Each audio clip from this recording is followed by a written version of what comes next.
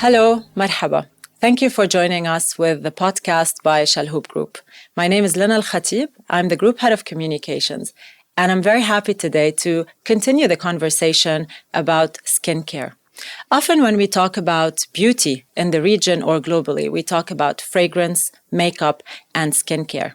Last year, skincare was the largest growing segment in prestige beauty.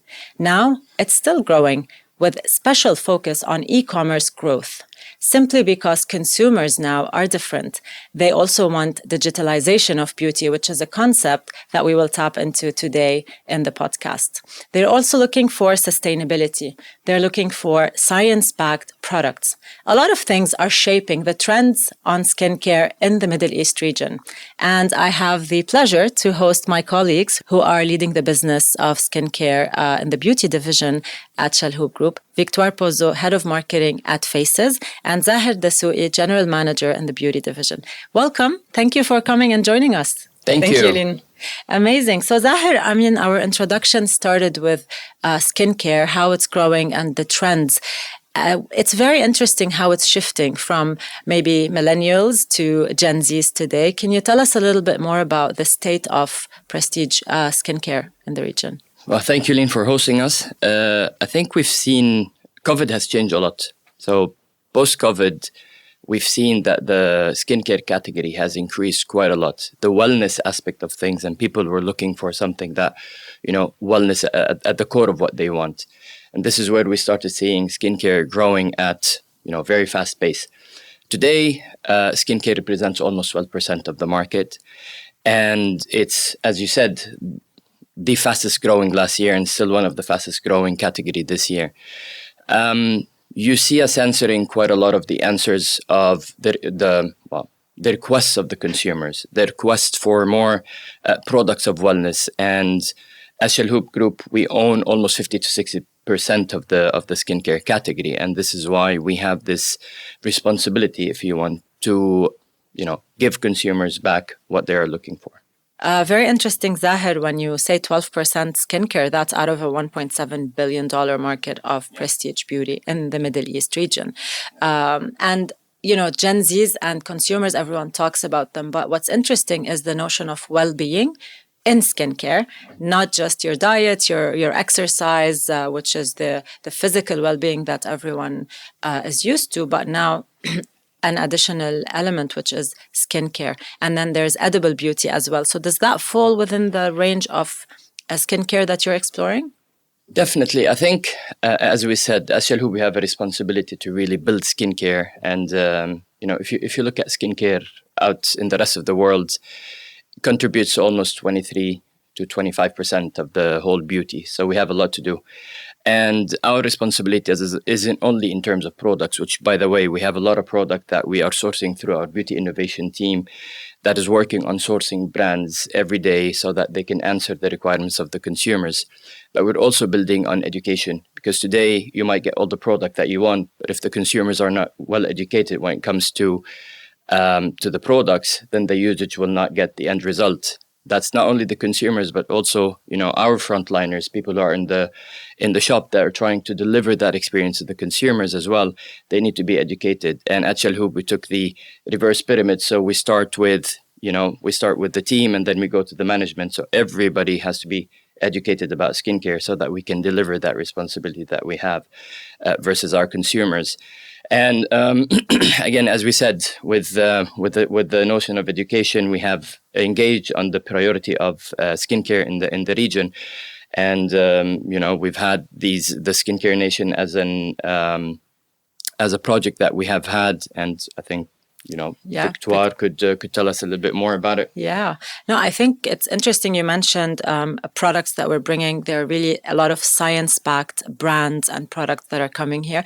Not necessarily your regular target, right? Not those big giant brands that are coming. No, more smaller niche brands that are coming to the region. And I think at Faces, it's been for many years in the region delivering on this specially curated brands and products for the consumers. Tell us a bit more what Faces is doing now for the Middle East and particularly in skincare.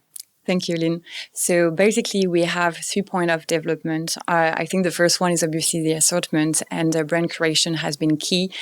By diversifying our assortment, trying to tap into international brands, but as well clean beauty brands and obviously more clean and niche brands. One of the main objectives was really to ensure that we can offer a very inclusive portfolio. Another point will be really to ensure that we can build strong teams. And I think that Zaher mentioned about it. Education in skincare is crucial. So it was very important for us to ensure that we build a team of experts internally within Faces team, but as well, by surrounding ourselves with other experts, dermatologists and skincare specialists to ensure that we can build the credibility and the trust with our customers. And last but not least was to really build awareness and engage in education with the launch of our concept Skincare Nation. And to your point, I think in our region, more than others, word of mouth is very important.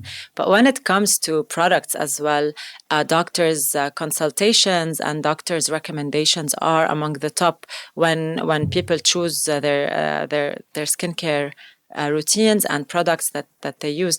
So if you can just tell me a little bit more. So I think at Faces, skincare sales mimics the overall skincare percent when it comes to the prestige beauty category. So what are the kind of brands and products that you've brought in that are really unique and attracting the young generation?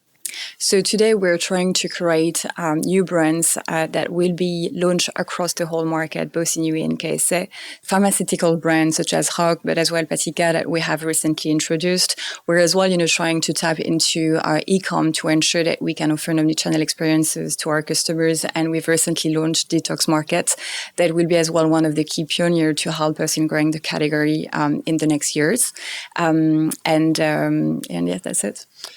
And I think it's very interesting as well as a question. And as Chalhoub, as we said, we have this responsibility to also build communities. So Faces is one part, but we're also looking into contributing with other retailers, for example. So we just introduced, for example, Ordinary, which is the long-awaited brand that has been there for a couple of years. So we just launched it with Sephora, for example, and then we're rolling out with the rest of the distribution at a later stage. So as we said, we're trying to build communities to really build the awareness of skincare in the region and to help consumers get what they want in terms of their requirements. Yeah, this is really important to build such communities. I remember when, back in my nutritionist days, people really didn't have any awareness about nutrition and health and probiotics and all of that. So it was a big exercise, which is education, 360, whether it's with healthcare professionals, with the dietitians, with the consumers. So it's important that this is now happening for skincare. It's like a déjà vu for me. But focusing on online, online communities today. When we say communities, there's online and offline. And I think what you're doing so well is bridging the two and connecting the two. So tell us a bit more about how the online community works when it comes to some of the concepts you have versus Skincare Nations, which is one of the most recent initiatives, which was also on ground, mixing technology, mixing product, education, actual experiences all together and connecting with the consumers. So I think through online, as I was mentioning, we're really betting on detox markets. That will be really one of the key factors for our growth on skincare. Again, one of the main objectives was to ensure that we could as well differentiate our assortment from offline and ensure that we can bring on a wider range of brands online.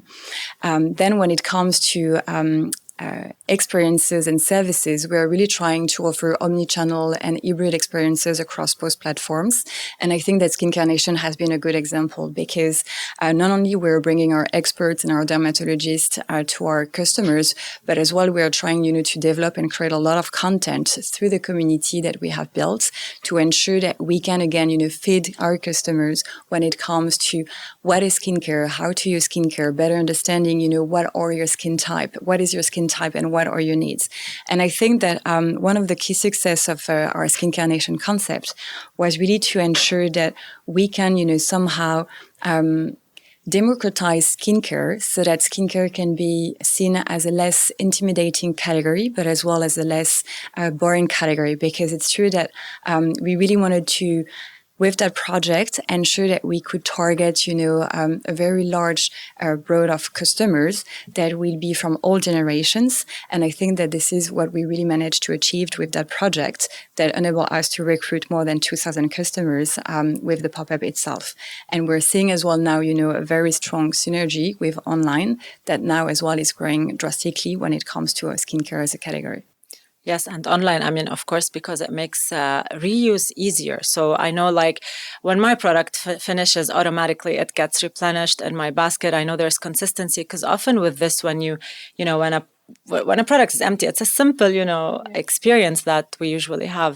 You feel like, okay, now I have to buy it. Now I have to remember, or I have to go online. But when you have a subscription and you know what works for you, it's just easy. So the online community, then it really is facilitating your day-to-day life.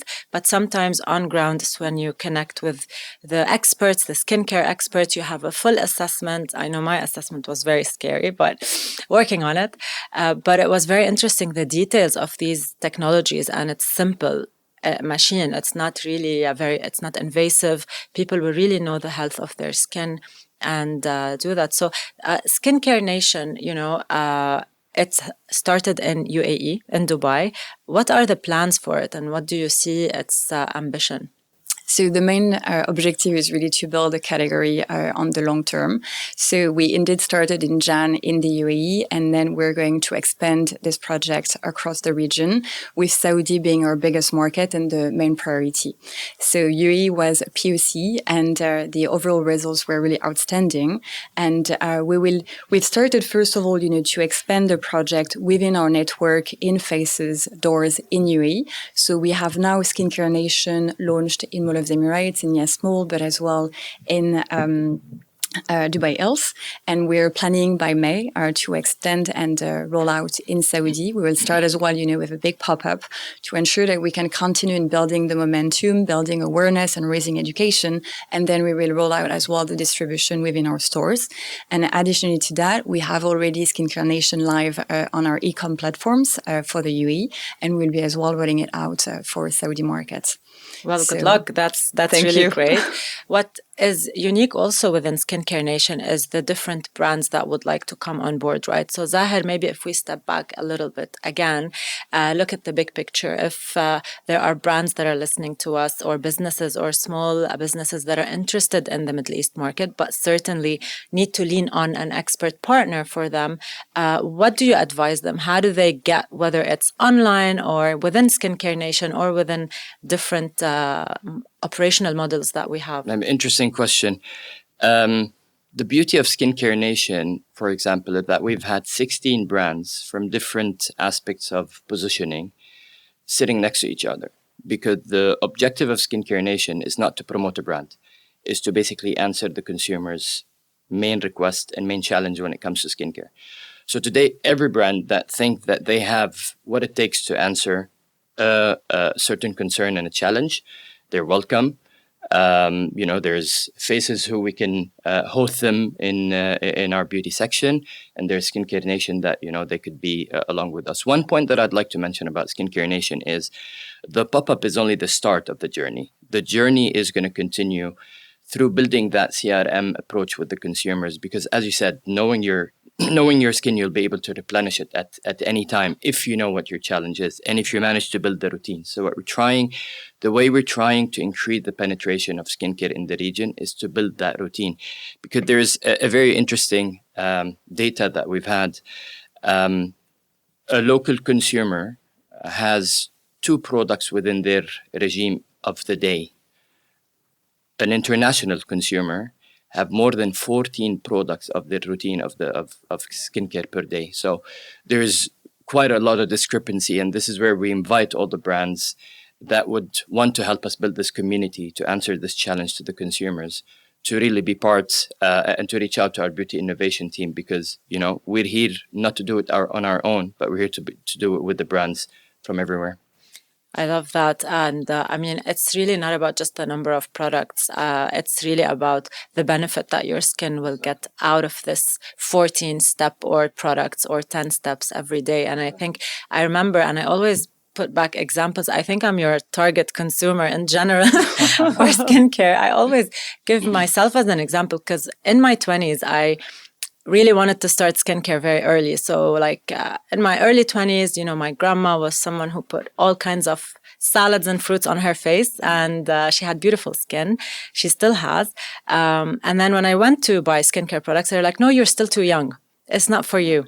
And no, wait, when you're older, you still don't have any wrinkles. So it's interesting how now we really want everyone to start young with the care. The skin care. It's not the correction. It's not remove the wrinkle, reduce the blemishes or the spots. And that care is where it's all coming from, which is really fantastic. And I think, Lynn, that what you're saying is a very fair point because, again, when you look at the results of our Skincare Nation pop-up in UAE, 80% of the customers that we recruited, out of the 80% of the customers that we recruited, more than 50% of them were millennials and Gen Z. And I think that we see that there is indeed a real interest from customers to better understand this category that, again, can look and seems very complex for a lot of customers. And I think that one of the main objectives of that project was really to ensure that we could, democratize the category so that customers can start, loving their skin and really enjoying having,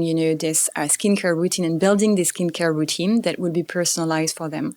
And I think that this is a key point of differentiation of that project is that our whole approach was to be extremely customer centric so that we can not only address any type of customers from any age group, but as well ensuring that we can really adapt and tailor their skincare routine to their actual needs. And I think that this is one of the key success of this project is that, again, we are really approaching every single customers in a personal way, thanks to our experts, but as well as thanks to our skincare diagnostic tool. That was as well a key driver for that project, where customers were not only enabled, to understand what were their skin type, but better understand as well what were all the needs that they had to build a personalized skincare routine. Which I think what we've also done with Skincare Nation was something. We changed how people look at skincare in beauty. Because today it used to be, that thing that's at the end of the store that is basically, always in white and, kind of a very rigid approach. So what we've done is we really disrupted the market with this approach. We made skincare beautiful. We made skincare approachable and engageable. And this is what the consumers were longing at, to have this discussion to start the care aspect of their skin and then to build the journey forward. That's amazing. And it's for both men and women, which is really great. Hopefully, we will get there someday where really men at a young age in our region believe that skincare is also for them. But thank you very much. I think your efforts are really great in the region. I think skincare is part of well-being and health, and everyone should care for their skin. Thank you for being with us. Thank you for watching. Please send us your feedback, your questions, and any topics that you would like to talk about in our next podcast. Bye-bye.